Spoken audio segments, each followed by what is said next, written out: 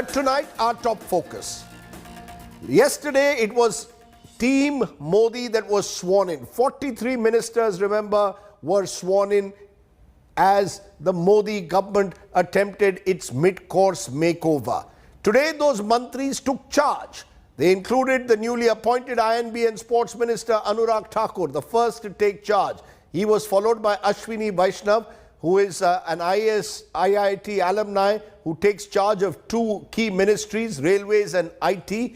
Kiran Rijiju is the new law minister and he took charge too. Remember, he was earlier sports. Mansukh Mandavia, on whom a lot of attention is being focused because he is now the new health minister, he took charge too early this morning.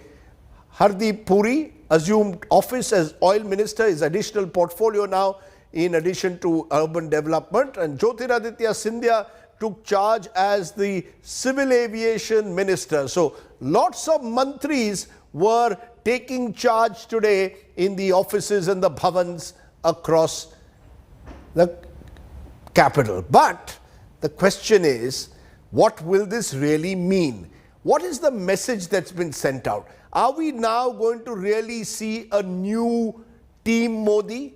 Are we going to see the major challenges of the pandemic being met by a new team of ministers? Or is this a Modi-centric, PMO-driven government? Also, what are the new ministers going to do with their portfolios? Now, one of the more urbane faces of this new shake-up, capital. But the question is, what will this really mean? What is the message that's been sent out? Are we now going to really see a new Team Modi? Are we going to see the major challenges of the pandemic being met by a new team of ministers? Or is this a Modi-centric, PMO-driven government? Also, what are the new ministers going to do with their portfolios? Now, one of the more urbane faces of this new shake-up is Rajiv Chandrasekhar, who has just become the Union Minister of State for IT and Skill Development. Here he lists out his priorities and also the challenges before this government in an exclusive interview. Take a look.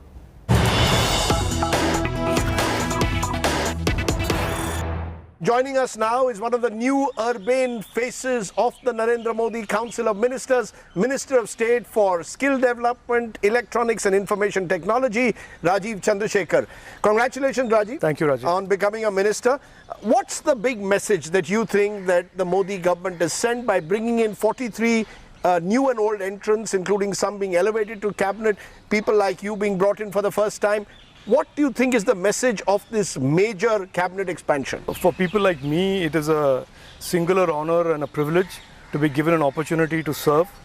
I have served for 15 years as an MP, and for the Prime Minister to reach out and give people like us an opportunity to serve in government is, in my opinion, a singular honor. It is an opportunity to contribute to his vision of building a new India and to an Atmanirbhar Bharat. So that is what I personally get out of this. No, that's what you get. Yeah. What, the headlines in the media today have been either big bang cabinet, reset of government, and then there are cynics who say the more things change, the more they remain the same. This is a very PMO-centric, PMO-controlled government. At the end, all of you ministers will be showpieces. There is one supreme leader. So there are two views. Look, I think I'm aware that it's a normal practice to be baited into a controversy, but I don't necessarily see any of that backstory that you see. I think it is clear to everybody who is an observer of Indian democracy that we are emerging from one of the most difficult periods in our independent history, which is the COVID and the devastating effects of the global pandemic, and that we have to, if we have to build back our economy, build back the momentum that was in place before the COVID hit us, there is a lot of hard work that needs to be done.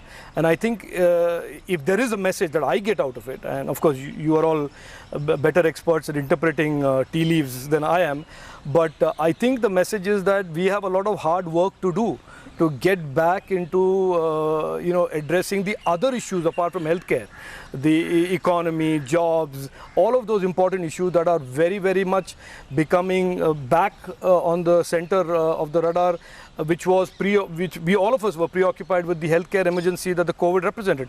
So that is what I take out of it. I think that he's got more soldiers to fight the battles that have to be fought in expanding the economy, getting opportunity and prosperity to a billion Indians. No, I think you make a point that many are also seeing in this cabinet reshuffle, which is the fact that the economy in post-pandemic times, and indeed society, has to be dealt very differently. I mean, the health sector, the education sector, and critically the economy itself. Yes. For example, you are now MOS in skill development, and there's a belief that you need to create far more jobs. I mean, if you look at unemployment levels, and I know government ministers will dispute the numbers, but the fact is that unemployment is hurting, and people have lost jobs, lost incomes in the last 12 to 18 months during the pandemic. So is that, in a sense, the message, as you said, that many of you now have to focus on these areas, and an admission at one level that you haven't done enough?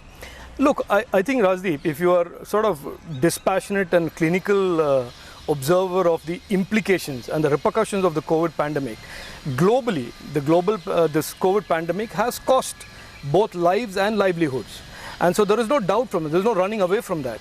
But what I think the Prime Minister intends to do, and what we are all here to do as part of his team, is to work very hard to take India back into the same growth trajectory and momentum that we had predicted before the COVID pandemic. If you remember, we were all talking about a $5 trillion economy as a goal. And that $5 trillion economy, given the last 18 months of the hit that we have taken, the global economy has taken, needs to be built back. That momentum needs to be built back. And I think, and this is where I believe, at least from my personal perspective, that the vision of skilling India that the Prime Minister laid out in 2015, the vision of digital India that the Prime Minister laid out in 2015, are even more relevant today in the post-COVID world, not just for India, for the world. So you're saying two things. One, you're saying that the $5 trillion economy dream still lives on? 100%. I mean, we surely aren't anywhere close to achieving that, whether in the timelines that the Prime Minister had framed, given the growth rates in the last 18 months. No, I think, Rajdeep, if you take the cynicism out of the picture and look at this realistically, we were at $2.7 trillion and we were on track to hit a $5 trillion mark in 3 years. Mm-hmm. When we first projected, when the goal of $5 trillion was laid out. But we've had this very significant pandemic hit us. Not just hit the economy of India, by the way. It has hit the global economy. And the global economy has shrunk. It is only now on the back of these massive stimulus packages in the US and the Western world that the global economy is beginning to pick up. We have to now work very hard, both in areas of, from my perspective, both in areas of digital India, in terms of technology, innovation, and also in skilling, in terms of contributing to this mission of a $5 trillion economy. While the pandemic undoubtedly has hurt the economy, the fact is the economy had started slowing down straight after demonetization. We've had 3 years of successive decline in our growth rate. So something has gone wrong. So I just wonder whether this is an attempt to refix and reset. Is there an admission that we haven't done as well as we can? Let's get some new energies. A new direction. No, like I said, Rajiv, I mean, I think there will always be this attempt to force a narrative these are numbers, Mr. Chandrasekhar. These are hard numbers. I can quote you number, poetry and verse about where our economy was pre-COVID and the impact of COVID and where our economy will be 2 years from now. I can also give that narrative. Are you disputing the fact that the economy slowed down even pre-COVID? No, I don't dispute the fact. I'm saying that there are multiple reasons for it, and to lay it on the door of one particular act or not is oversimplifying it. And I don't want necessarily to get into that debate today. The reason why you wanted to meet me and we are speaking today is about what I believe are the opportunities today in Digital India and Skill India. And I think the Digital India and Skill India, as the Prime Minister has laid out, are very, very important parts of the post-COVID Indian economy and post-COVID Indian growth story. And therefore, I believe it's a privilege and honor to be serving here. Let's talk about that a bit. Skill India in particular. You know, this was one of the Prime Minister's ambitious flagship program. Now, we've seen that some ambitious flagship programs like Swachh Bharat have made a genuine difference on the ground. However, Skill India never really has taken off. There's a sense that this is one area where there's been a lot of talk, but much less action. Skilling as a concept, skilling as a mission is a very, very important aspect of what we can promise our youth. It is a gateway of prosperity and opportunity for the youth. Now, for somebody to sit and say that skilling has failed, skill has not worked, you know, look, everybody is entitled to their opinion. I personally feel that the platform for Skilling India has been laid. It's a very solid platform. Yes, there is an argument that in the post-COVID world, the types of skill that the youth require may not be as, remarkably qualitatively different in some aspects from the skills that we thought were required in 2019. Because technology is playing a bigger and bigger role in what skills youth need today. Yes. Even for a normal small business, having a digital aspect for that business, people are working from home. Technology, media, content are all migrating to digital platforms. So there is an argument that the skills that we thought were important, let's say 5 years ago, may not be the complete set of skills that are required for the next 5 years. No, and so that kind of constant dynamic sort of evolution of what we consider are important for the young people of India is a natural flexible approach of any responsible government. But to say that just because we picked 2-3 other new areas in 2022, and that represents that what we were doing in 2018 was wrong, that is wrong. That is in a particular context, this is in a particular context. My point is that these are very nice buzzwords. Skill India is needed. Nobody denies that you need to skill the young to face the challenges of a new economy. I'll say this to you very simply. When Digital India was launched, I met many people that said, and I can pull out tweets and all of that say it is a buzzword. And effectively during COVID, one of the biggest things that came to help the Indian economy were the investments and the initiatives that this government launched on Digital India. The backbone, the internet, the increase in penetration, that is what allowed it's a continuum. You know it better than anyone else. As one of the original tech entrepreneurs, it's been a continuum over 30 years. It's not as if it started in 2014. No, but I'm saying you characterize Skill India as a buzzword, and I'm saying that people characterize Digital India also as a buzzword. So for people who don't understand this multi-year transformational programs, everything will seem like a buzzword, but they look for instant gratification. What this government is trying to do is create multi-year transformation through skilling. Skilling is not something that happens over 6 months. Skilling can't transform 400 million youngsters in 6 months and give them all the skills that are required to compete in the world. So these are programs that are structurally long-term, medium-term, have to be executed well, and I believe that the government has done well. You know, what I find interesting is that you've got skill development, IT and electronics, and there is an element of synergy, as you said, and it's also an attempt being made that you've got the education minister now also handling skill development, Dharmendra Pradhan. You've got Ashwini Vaishnav, who's railways and also handling IT and communication. There seems to be an attempt to synergize ministries. Am I allowed to say that that's also a buzzword, synergy? Because, you know, there's a belief that we need minimum government, maximum governance. Now, this has been the Prime Minister's own stated claim. But actually what we've now got is 78 ministers. Do you see in areas like Digital India a need for less government and more governance, more unleash the private and entrepreneurial energies much more in the next 5 years? So Rajiv, I think we set out to talk about me taking charge of my ministry. But these are ministries that you're going to handle. I think these are questions about, these are questions that everybody is entitled to ask. In my opinion, maximum governance is a concept that the Prime Minister introduced about delivering maximum benefits to the consumers and citizens of India. Making sure a government works hard for its consumers and citizens of India. Reducing the government footprint. And the government has done that. In this particular context, when you are recovering from COVID, it's like an all hands on deck kind of a situation. Understand something, we are not in a normal situation. As much as we would all like to pretend that the worst is behind us, as the government of Singapore recently said, we have to learn to live with the pandemic. We have to learn to live with the fact that this pandemic is a risk that continues. And therefore, if there are more ministers that come in, there is more hard work that is put in by the government. So I don't see any of these as being contradictions in the way that you are putting it.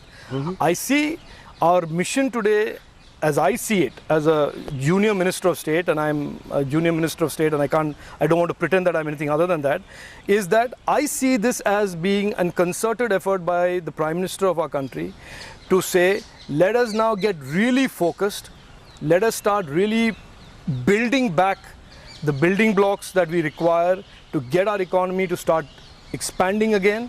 And for that, as far as I am concerned, I have two pieces of work that I can deliver on, which is the Digital India piece and the Skilling India. One of those pieces is Digital India, and I know you've been very vocal about this, yes, which is one of the first challenges that you're going to face, which is how to deal with social media. You've seen what's happened with Twitter, and some believe, there is speculation that Ravi Shankar Prasad, the previous minister, paid a price for this fractious relationship that he had with social media giants. You know, it was making the headlines virtually every day. You've also spoken out as a BJP spokesperson on it. Do you believe that that issue has to be taken to its logical conclusion, that all social media companies or anyone in the digital world also has to conform to Indian laws? No, look, I think the Union Minister for IT, Mr. Ashwini Vaishnav, and I have just taken charge today. These are all important questions. I don't. No, but you've already, because in your previous avatar as a BJP spokesperson, and indeed someone who has been talking on this often, you've been very clear that you believe that these social media giants have to conform to Indian laws. Yeah, I don't think there is a man, woman or child in India that wouldn't agree with the proposition that anybody doing any work in India should conform to Indian law. What is so controversial about that? That is a simple... but it's become very fractious, and I was referring to that point of yours. Yes. I was saying that to the question of whether it's fractious or not, I think you need to give this new team in METI an opportunity to study the issues, understand the issues. There is a cabinet minister there, there is a minister of state there, there is a full team of people there.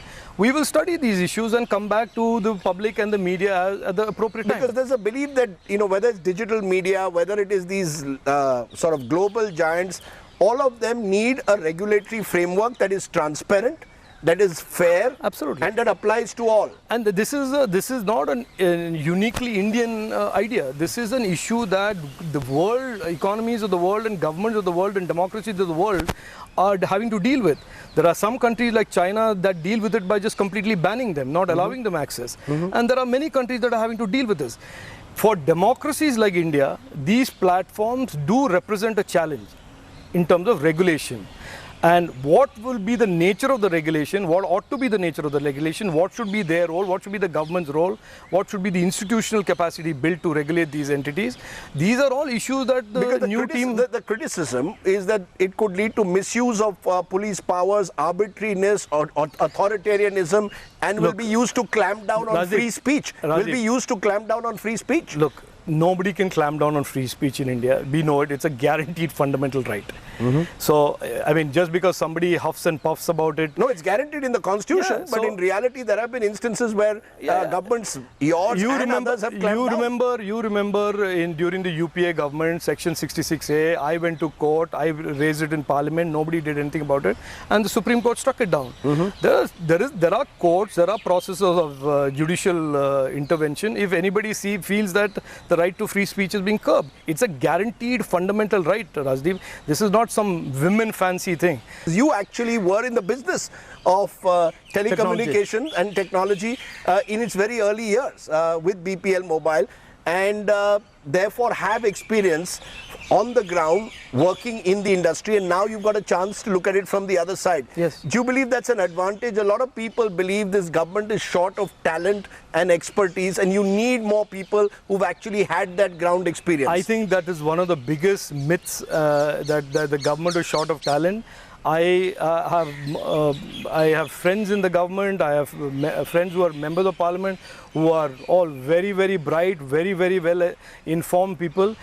I think if there are people in Delhi who want to type a certain type of a government minister as being intelligent or non-intelligent, I think this is a dangerous, not dangerous, it's a very sad characterization that unless you are urbane and you wear a suit or you wear a, you are slick or something, that you are not intelligent. No, yesterday it was the government itself which was telling us how many PhDs are now there in the government, how many use the word masters, how many urbane. doctors. Urbane is not the... meaning yes, in your case urbane, English speaking urbane, but then I'm saying the intellectual heft as well as the ability to actually have had either the political experience on the ground or, as in your case, I am not real life experience. Let me say this very, Rajiv, I have been in politics for 15 years, public life in 15 years. Yes.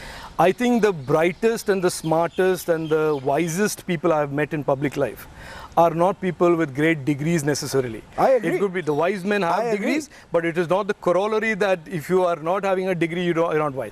So I think the government has put a mix of people with experience who understand people. I assure you, Rajdeep, every day that I go into meet into government or into parliament, even today when I went into taking charge, I will meet people in politics and public life who will teach me things that I never knew about real things, about real people. So I think to characterize that you need only urbane, degreed people to do service to the people of India is being unjust, is being wrong. You know, one other characteristic of this government, stereotyping of this government, is that this government is very PMO-centric. That you'll have all the ministers like Rajiv Chandrasekhar, but will you really be given any powers? Will anything be delegated to you? The Prime Minister's office monitors, they're the big boss. Look, in 10 years of UPA, I know we all lamented the lack of accountability. Okay, it was not clear who was accountable when there was corruption, when there was malgovernance, when there was inflation. Nobody knew who was accountable. We have a government where there is a leader today who stands up and takes accountability. He is responsible for the government. That is the Prime Minister. In my opinion, either you decide you want a leader who is taking full accountability and therefore answerable to the people of India, which is my Prime Minister. He's accountable? If things go wrong, he's accountable, or are the ministers accountable? No, look. Now, I am saying you characterize the Prime Minister as being a micromanager, a big boss. I don't see that. I have had the opportunity to interact with him for over 9 years now. I have never experienced that. He is a person who encourages, and I think the fact that I am sitting here as a Minister of State is living proof of the fact that he encourages people like me, who, by many descriptions, I don't, I'm not. You're a lateral entrant in a way into politics. So right? I think you should, yes. I think so. Therefore, I think for us to say this and that, I think that's wrong. Or to the specific point about accountability, I say for myself, I would prefer a leader who stands up there and says, I am Prime Minister, rather than having a Prime Minister who says, I don't know what XYZ Advisory Council told me to do, or I don't know which alliance partner was ripping the country off. My final point, I see that you're dressed in a good veshti. Yes. Is this again a style statement? No. Is this Rajiv Chandrasekhar? Because one of the aspects of government in the past of BJP governments was they didn't have enough representation from south of the Vindhyas. Now there are more and more, even in this government from your home state of Karnataka. Yesterday, I think 5 of you became ministers. So clearly there is a conscious attempt to have a greater, wider representation. Is that a style statement in a way to say Rajiv Chandrasekhar making a distinctive statement? Is that how you are going to the Council of Ministers meeting? Yes, of course. You went to office like this today? Yes, I did, and this is not a style statement. This is the dress that the people of my state wear. This is what I am. I represent them in Delhi, and this is no style statement. I think I am one of them, and I will dress and act and behave and speak like one of them. But you are not a sort of traditional mass politician, and there is one belief that this government again is going through the Rajya Sabha route, making the mistakes of the Congress, making all of you ministers from Rajya Sabha, that you need more mass leaders, mass politicians. Is that a justifiable criticism? No, but see, Rajiv, I think you are asking questions of me that I am not. No, you're a Rajya Sabha MP. Yeah, so if you ask me, should I be here? Should I be given an opportunity to serve? I'll say yes. I would love to serve my country. I would love to do good by my people. And if you say that because I'm in the Rajya Sabha, I should be disqualified from doing good for my people, then I can say that's your thought, and I wish that was not true. And mercifully and thankfully, the Prime Minister doesn't think the way you do. The one final thing, having the Mantri name now next to you, how does it change your life? Is this just another chapter, No, Rajiv, it makes in me your proud. life? It makes me proud. It makes my parents proud that after many years, I have, in a sense, been given an opportunity to do more. I'm a son of an Air Force officer, so serving is a big thing in my family. I just wondered, why didn't you become an MOS defense given your interest in defense? No, I think it's not about you can serve the nation in many ways. And people think that being an MP is not service. I have considered every year, every day that I've spent as a member of parliament as a way of serving my people. So for me, the MOS opportunity that the Prime Minister has graciously given me is an opportunity to do more. And I genuinely believe that that's the way that's the way I feel. That's the way my family has responded yesterday. They were very emotional, and I'm deeply grateful and privileged to have this great honor. Rajiv Chandrasekhar, we wish you best in your new avatar. Thank you. As Minister of State, all the very best.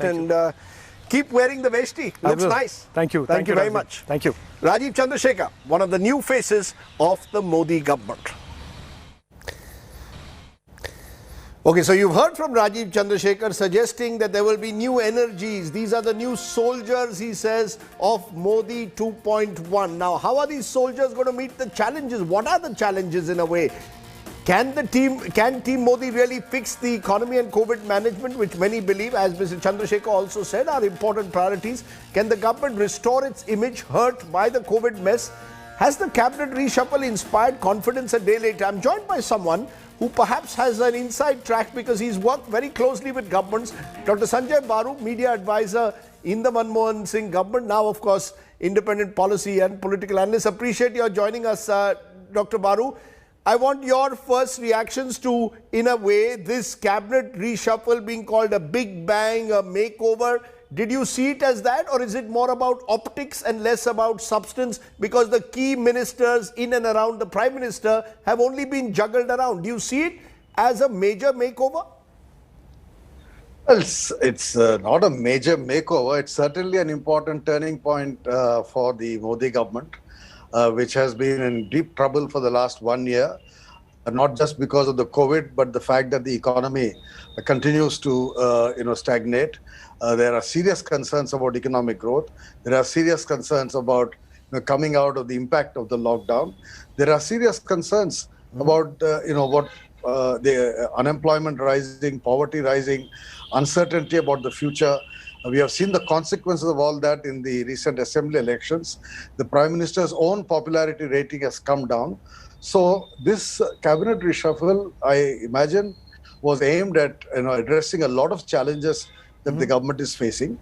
You're right, the economic policy team has not been touched. We don't have any change in the ministries of finance or commerce or industry or even Niti Aayog, or indeed in the Prime Minister's office. So the core economic policy team remains in place. Now, therefore, I don't expect any major change in what the Prime Minister is likely to do as far as the economy is concerned, which in my judgment is the biggest challenge. But I think the interesting thing about this reshuffle is the political dimension to it. I see the very fact that BJP spokespersons yesterday briefed the media about the caste composition of the new ministry is astounding. This has never been done before. And that too by a party that has in the past rejected caste divisions within the Hindu community, that has tried to unite the Hindus as one group, and said that all this caste politics is not in the interest of Hinduism or of the country.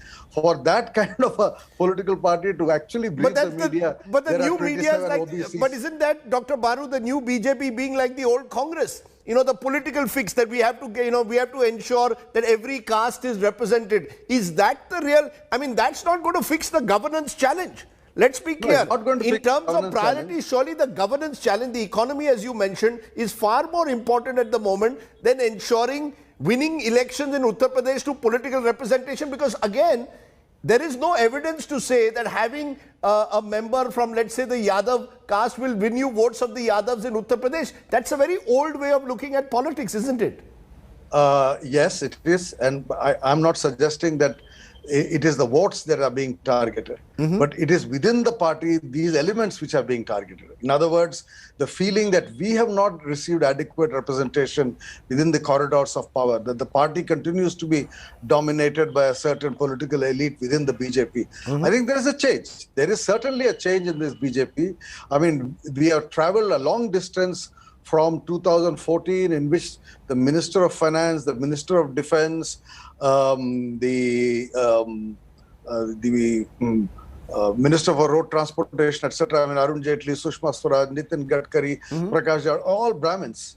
And today we are being told that 27 OBCs are there. So there is a politics. So this is a shift in the power elite. In a way, a shift that you're seeing in the power elite or the nature of government now in terms Within of the BJP. Within the BJP. Interesting point that you're making there.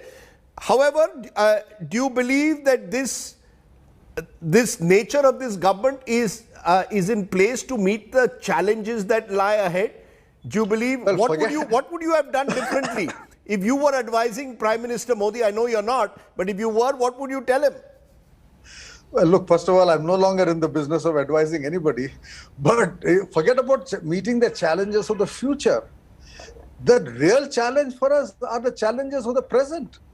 Poverty has gone up, unemployment has gone up, economic investment is not picking up, schools are not functioning, colleges are not functioning, young people are worried about the future. There are serious challenges.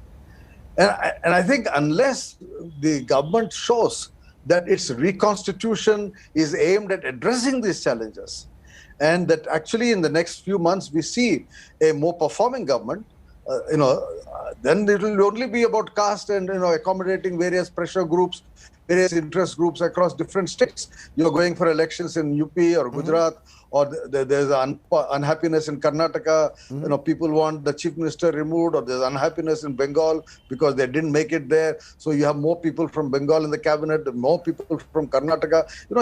These are all political challenges that the Modi government is facing, or the BJP is facing. So I don't see the reconstitution of the ministry as really focused on governance or on the real economic challenges we are facing. These are serious challenges. And then there are a lot of security challenges. I mean, China is still a major problem, and I really no idea how we are going to be addressing that challenge. It's going to only become a bigger challenge. Now, Afghanistan, the Americans are leaving.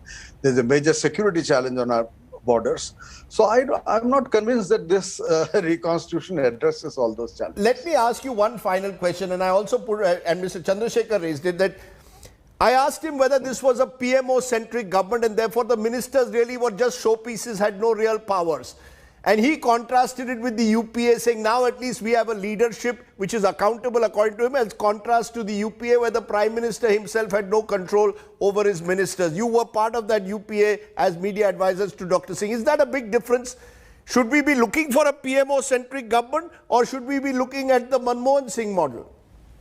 We are a parliamentary system in which the government is led by the Prime Minister, who is only primus inter pares. There's a council of ministers. Cabinet ministers are important. There are cabinet committees. Apart from the cabinet committee on security, I'm not sure if the cabinet committee on political affairs has ever met, or the cabinet committee on economic affairs has ever met. We never hear of these cabinet committees meeting. Maybe they're not being reported. Maybe they're meeting secretly. One doesn't know. This is a cabinet form of government. And you cannot convert a cabinet form of government into a presidential system by having retired bureaucrats as ministers. There are political, constituencies that require representation. So from that point of view, this reshuffle to me suggests that it is addressing the need to represent political constituencies in the government. Right. And that is why the briefing given to the media, there are so many OBCs, so many SCs, so many STs, so many women. I mean, this social composition, to me, is the most interesting aspect of this reshuffle. You've been very wise in telling us about why you need in a parliamentary democracy a cabinet system that works in a way through ministers being given autonomy as opposed to a top-down approach. Only one person can't call the shots. You don't need a political fix as much as a governance fix also at the moment. But Dr. Baru, as always, thanks very much for sharing your wisdom on the cabinet and what you saw as crucial in this reshuffle. Okay, speaking about the social composition, of the government and the need to represent all groups. One of those represented, who's become the face of Maharashtra now in the Modi government, is the Maratha leader, the heavyweight leader. He believes he's a heavyweight, Narayan Rane, the former chief minister of Maharashtra. He insists that his induction in the cabinet is not aimed at cornering the Shiv Sena or indeed placating the Maratha vote bank that is restive. Listen to this exclusive interview when I spoke to him earlier today.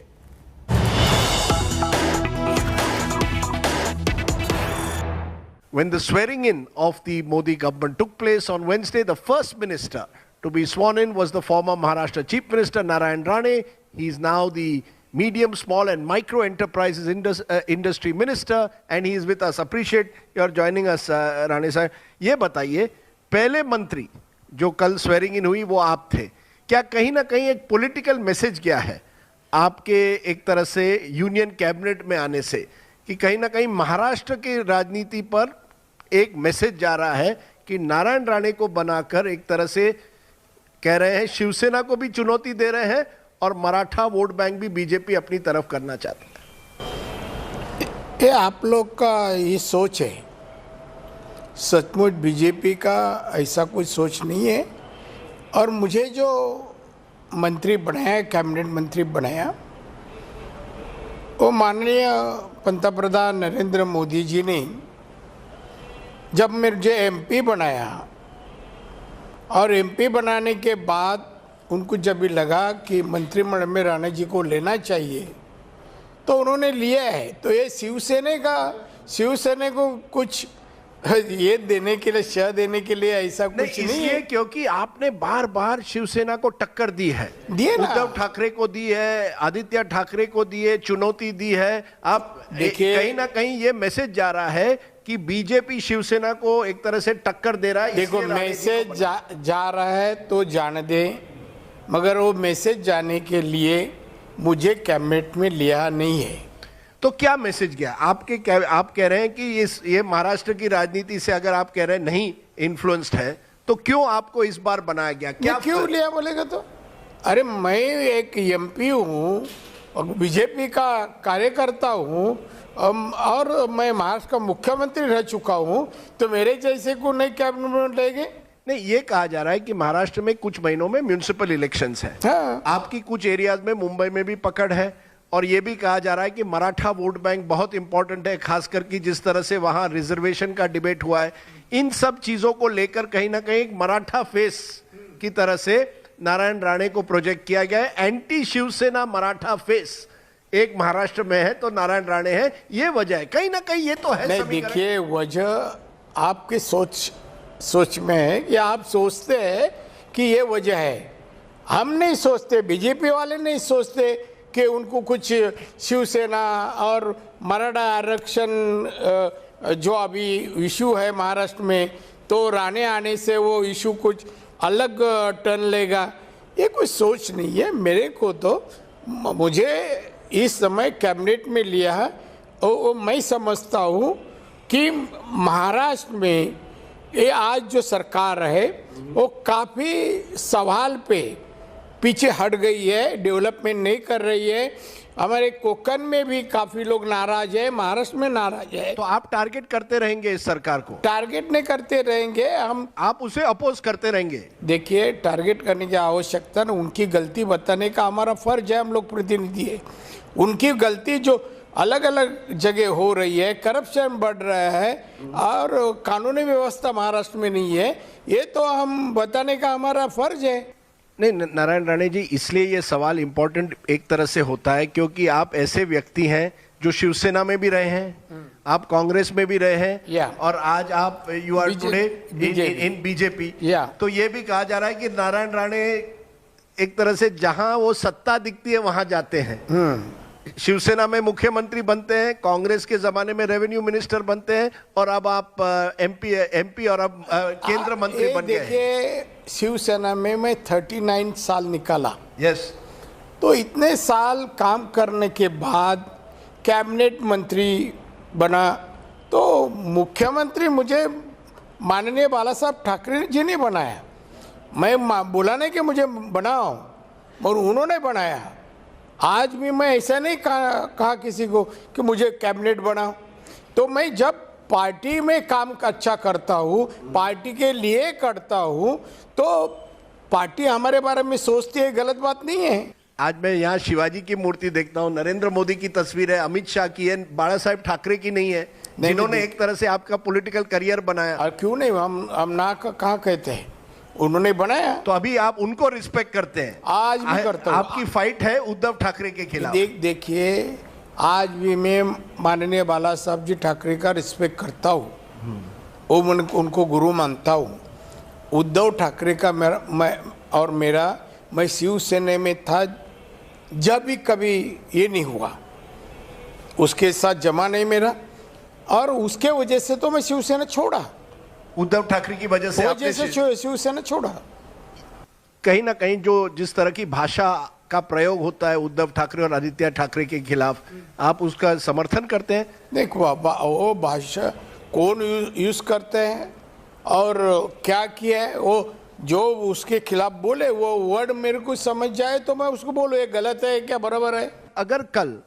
अगर कल BJP और शिवसेना एक बार साथ में आए, क्या आप इस बात से खुश होंगे? क्या आप चाहते हैं कि बीजेपी शिवसेना एक बार उनको भी जवाब देता हूँ, भारतीय जनता पार्टी के नेता जो निर्णय लेंगे मुझे मंजूर। पर आप चाहते हैं कि आज जो एमवीए सरकार है, क्या आपको लगता है कि वो सरकार को एक बार फिर शिवसेना के साथ आना चाहिए? क्या एक बार फिर भारतीय जनता पार्टी और शिवसेना को हिंदुत्व को लेकर आगे बढ़ना चाहिए? देखिए, हमारी पार्टी डिसाइड करेंगे, हमारी जो पार्टी डिसाइड करेंगे मैं तैयार हूँ। एमएसएमई बहुत ही इंपॉर्टेंट मंत्रालय है, खास करके कोविड के बाद कई जो छोटे कारखाने खत्म हो गए हैं। एक सर्वे के मुताबिक 80% of MSMEs are suffering losses today, और देश में करोड़ों ऐसे लोग हैं जो इनमें काम करते हैं। कोई प्लान उनके लिए, क्योंकि ये बहुत बड़ा मंत्रालय है, ये नितिन गडकरी के पास था, अब आपके सवाल पास। मुझे बहुत जल्दी पूछते हैं।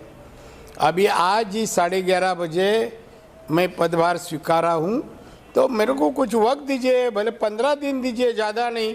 तो मेरा प्लान क्या है ये सब बातों के लिए, जो आज सफ़र करते हैं छोटे उद्योग, उसके लिए क्या करना है, वो उद्योग कैसे चालू हो जाए, रोजगार निर्माण किस तरह से हो सकते, इसके बारे में ज़रूर मैं सोचूंगा। और मैं आपको विश्वास देता हूँ कि ये डिपार्टमेंट मैं अच्छा तरह से रन करूंगा और लोगों को न्याय देने की। आप मानते हैं कि एक बड़ा चैलेंज है, क्योंकि लोगों की नौकरियां गई हैं, कई कारखाने बंद पड़े हैं। आप मानते हैं कि इसको बड़ा चैलेंज की तरह देखते हैं?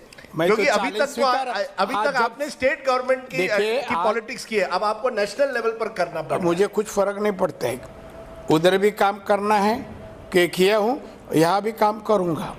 अब मेरे पास जो पोर्टफोलियो है उसको न्याय देना मेरा फर्ज है। आखिरी सवाल, क्या मैसेज दिया प्रधानमंत्री ने जब आपसे बातचीत की है और आपको कैबिनेट में लाया? जितने मंत्री थे, इतना बड़ा कैबिनेट विस्तार हुआ है, 43 नए मंत्री, 43 न्यू मिनिस्टर्स।